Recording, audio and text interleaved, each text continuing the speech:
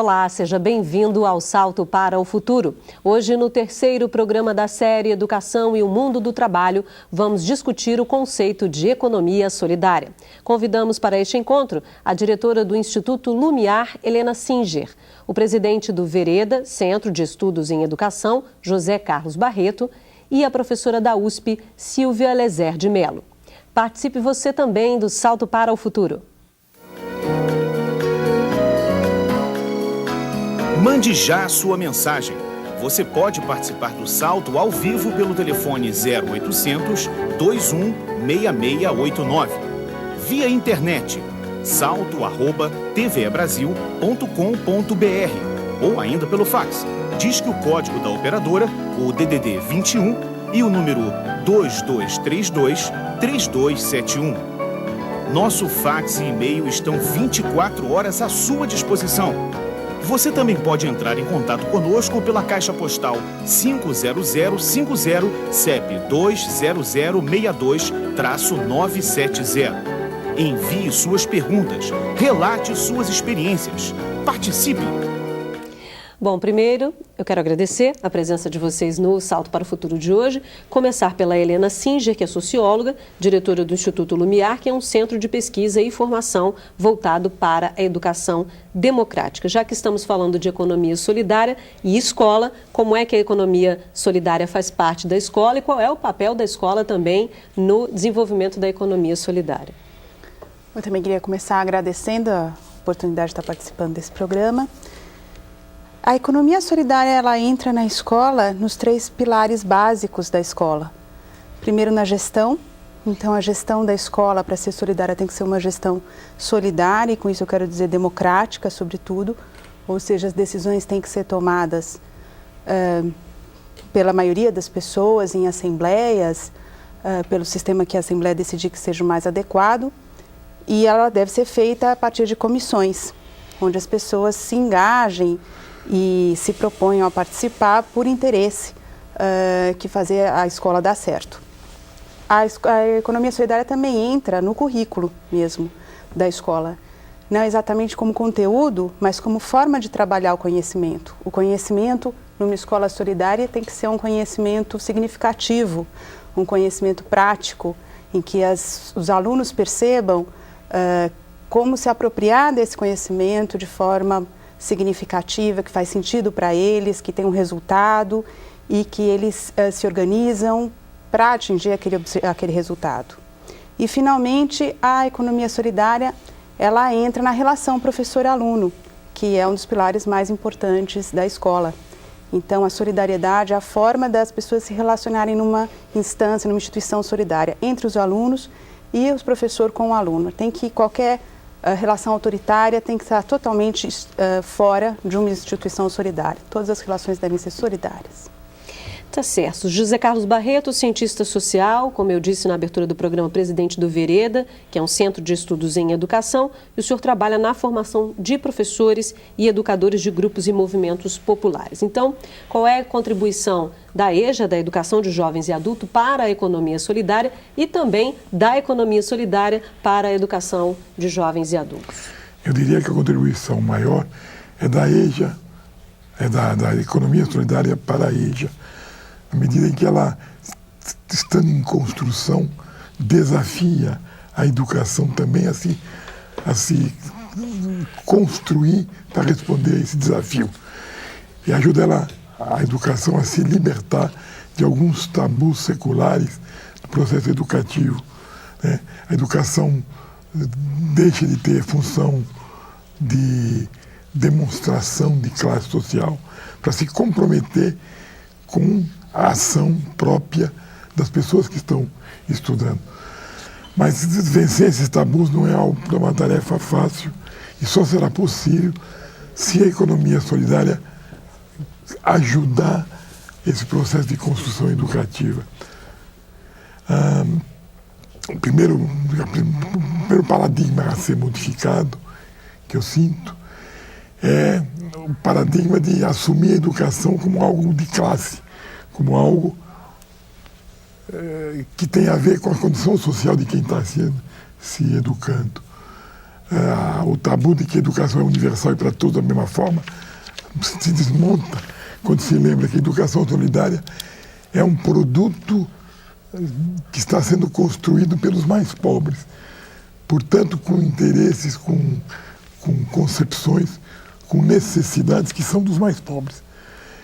Isso é uma novidade, porque normalmente a nossa tradição constrói uma educação, ou tem construído uma educação para os mais ricos. Ela precisa voltar-se para a educação dos mais pobres. Por outro lado, a educação pode ajudar na construção de atitudes e na construção de conteúdos que sejam significativos para quem tem a tarefa de sobreviver num mundo como hoje e numa situação de extrema dificuldade.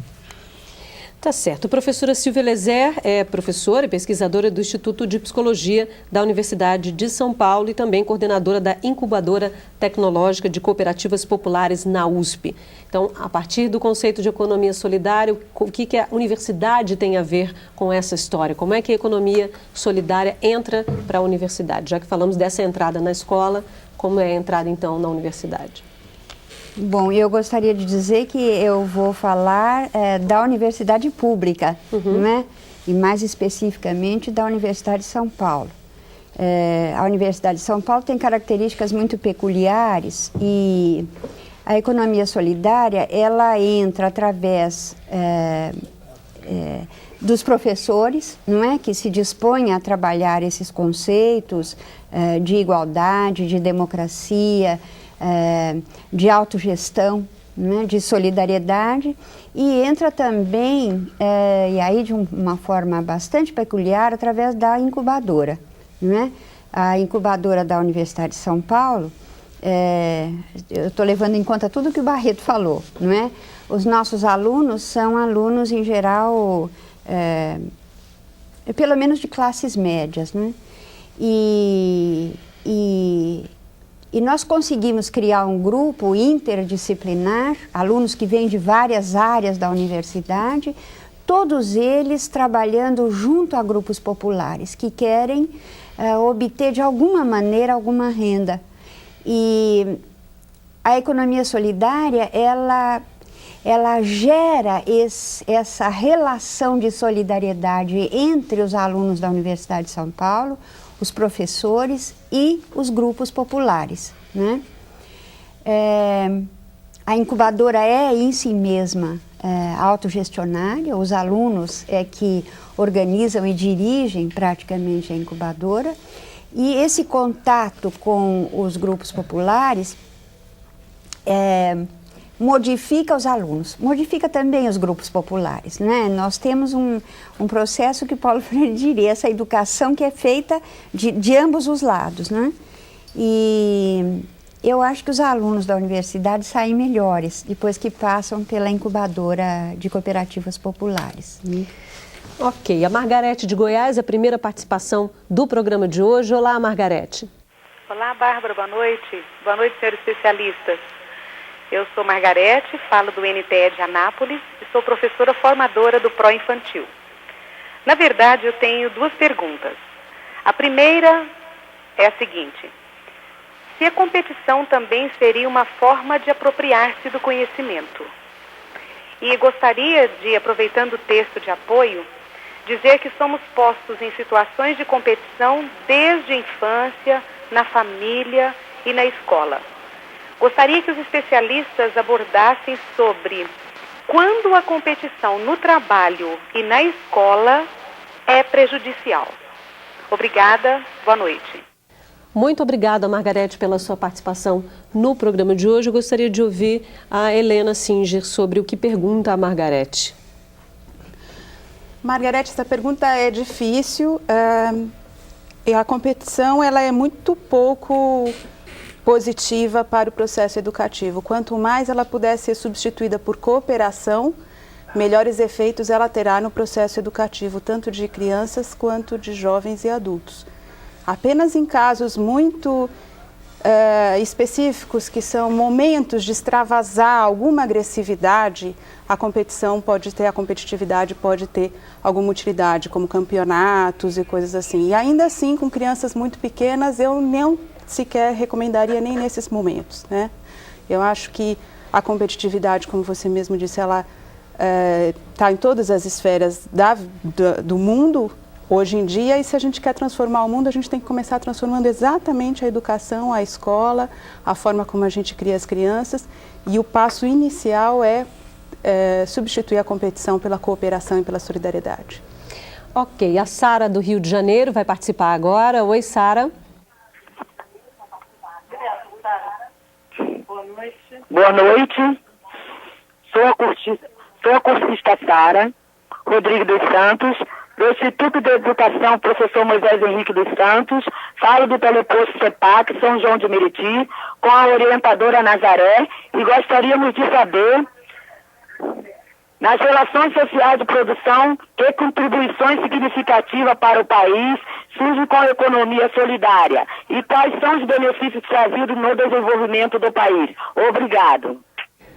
Obrigada, Sara, pela sua participação no programa de hoje. Vocês aí de São João de Meriti que participam sempre, muito obrigada. Hoje vocês conseguiram diminuir o volume, foi ótimo, a gente pôde ouvir bem. Obrigada, Sara.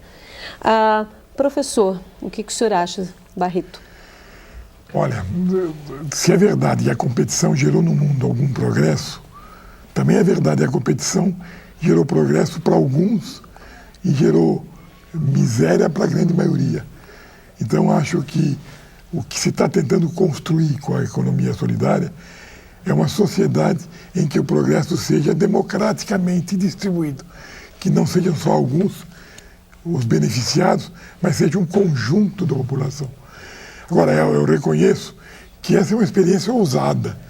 Nós estamos remando contra a corrente, porque a corrente é a competição, o liberalismo, é o vencer o outro.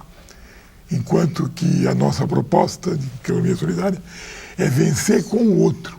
É que o legado cultural da humanidade e os benefícios materiais não são propriedade dos mais fortes, mas são propriedade do conjunto da humanidade.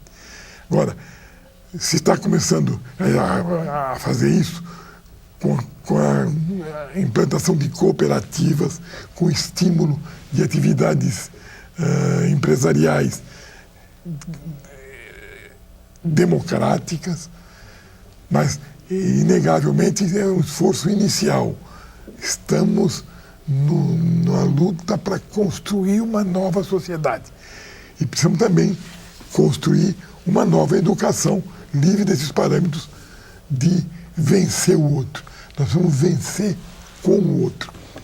Eu tenho aqui duas perguntas, vou tentar unir porque vão no mesmo caminho.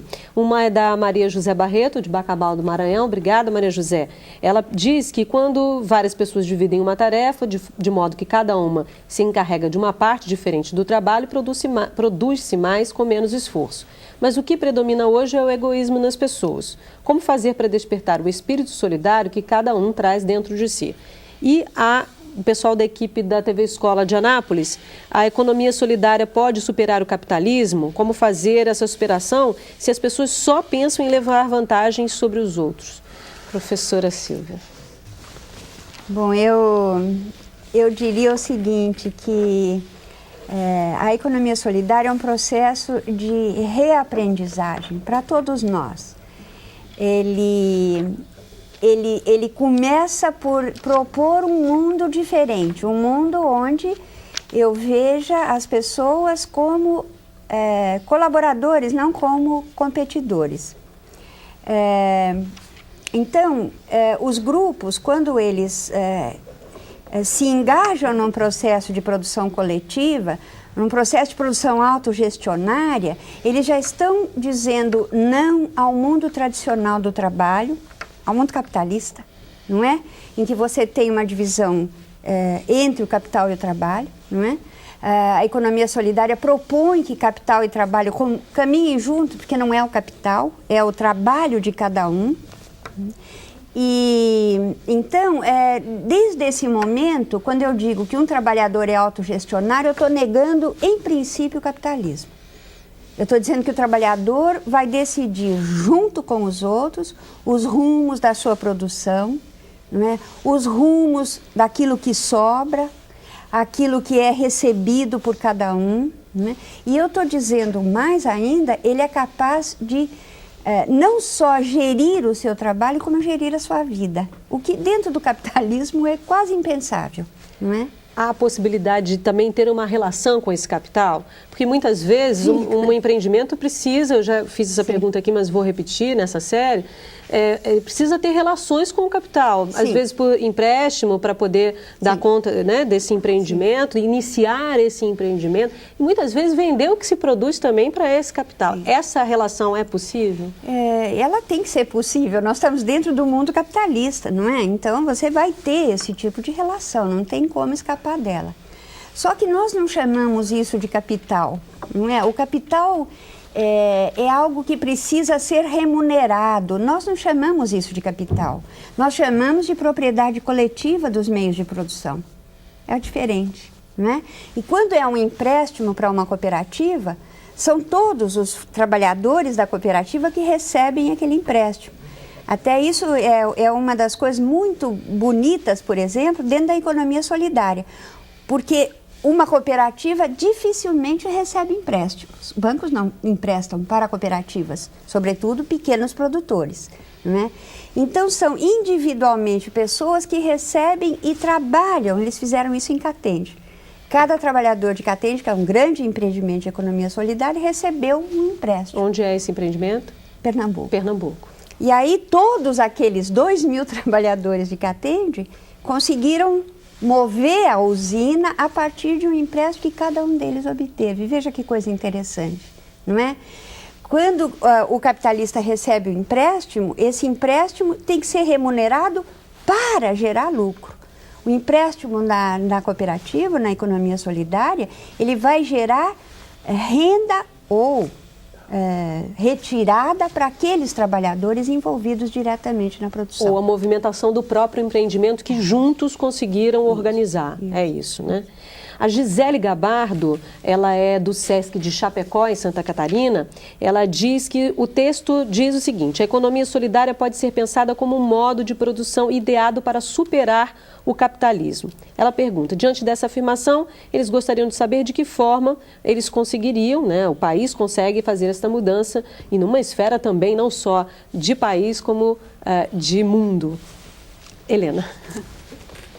Olha, a mudança tem que começar onde está mais próximo, onde é possível a gente mudar, ou seja, a gente mudar a própria vida da gente, a gente mudar a comunidade em que a gente mora, o lugar onde a gente trabalha, a escola onde a gente estuda, enfim. E existem duas concepções em relação à mudança, uma que vem de cima para baixo, a partir de um movimento, de uma revolução, de uma tomada de poder, na qual eu não acredito, e uma segunda forma que é mais compatível com a proposta da economia solidária, é realmente a mudança começar pelas pessoas, a partir das suas organizações próprias, primeiro com a própria vizinhança, depois se organizando junto com as instituições que dão apoio, se for o caso de formar cooperativas, existem instituições que apoiam, mas a mudança vem de baixo para cima. Ok, depois do intervalo vamos discutir como o conceito de economia solidária tem se desenvolvido nos últimos tempos. A gente volta já.